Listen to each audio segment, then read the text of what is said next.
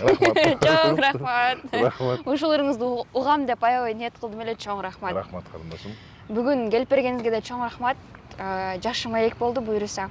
Рахмат. Мындан кийин дагы ушундай темаларда конокторду чакырам деген үмүттөмүн. Сиз менин тушоомду кесип бердиңиз. Чоң рахмат сизге. Алгачкыңбы? Бул менин өзүмдүн проекттин алгачкысы. Карындашым, сага дагы мен анда чоң ийгиликтерди каалайм. Кайсы гана солдат генерал болгусу келбесин, а? Ушу жактан атак тактап, ушу жактан кадыр бактап, салмактуу, көрүнүктүү кыргыздын сулуу кызы болуп жүрө. Чоң рахмат. Ийгилик каалайм, а? Чоң рахмат. Сизге дагы ишиңизге ийгилик, ден соолук болсун, үй бүлөңүзгө чексиз бакыт каалайм. Рахмат. Чоң рахмат. Ошону менен бүгүнкү биздин маегибиз бүтүп калды. Биз менен бирге болуңуздар.